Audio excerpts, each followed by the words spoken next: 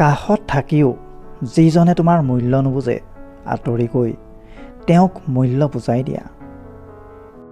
বাস্তৱতা এইটোৱেই, উপকাৰী গছৰ ছাল নাই আৰু ভাল মানুহৰ দাম নাই। মানুহে সকলোতকৈ বেছি কষ্ট পায় প্ৰিয়জনৰ কথা পতাৰ আগ্ৰহ কমি যোৱাত।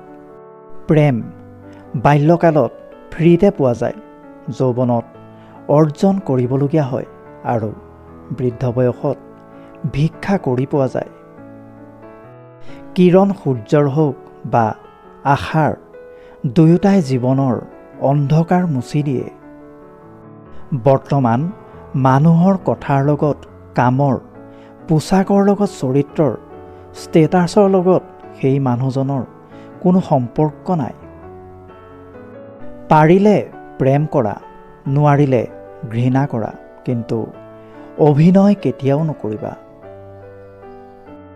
মিছামিছিকৈ হাঁহিলেও মিছামিছিকৈ কান্দিব পৰা নাযায়, কাৰণ কান্দোন আহে ভিতৰৰ পৰা, ওপৰে ওপৰেতো সকলোৱেই হাঁহে।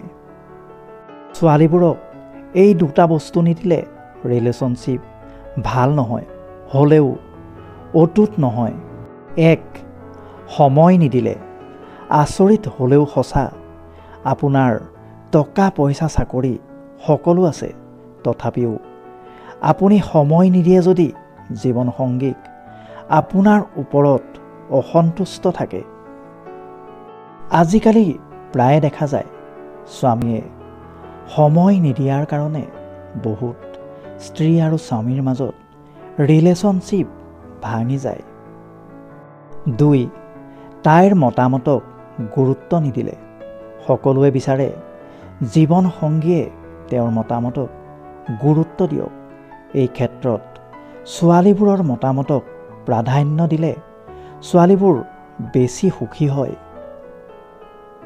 তোমাৰ গোপন বিষয় যদি নিজেই গোপনে ৰাখিব নোৱাৰা, তেনেহ'লে যাৰ লগত শ্বেয়াৰ কৰিছা তেওঁ গোপনে ৰাখিব, এইটো কিদৰে সম্ভৱ?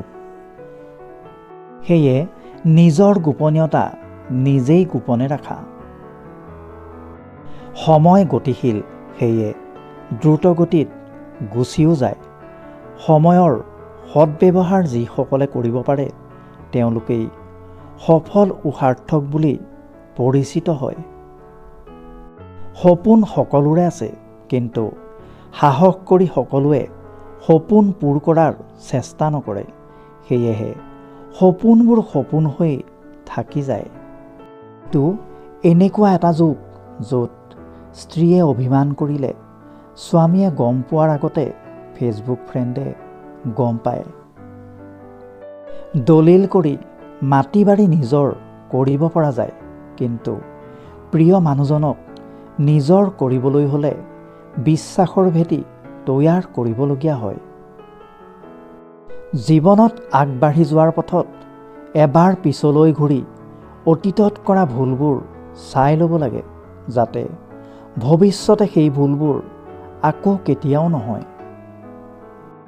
বৰ্তমান সমাজৰ মানুহবোৰ ইমানেই সচেতন আৰু চতুৰ যে সত্যক অভিনয় ভাবে আৰু অভিনয়ক সত্য ভাবে।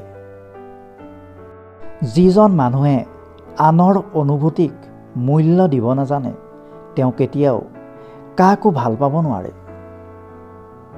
কেতিয়াবা কেতিয়াবা খং হাঁহিতকৈও স্পেচিয়েল হয়, কাৰণ হাঁহিটো সকলোৰে বাবে হয়, কিন্তু খং কেৱল মাত্ৰ স্পেচিয়েল মানুহৰ ওপৰত কৰা হয়।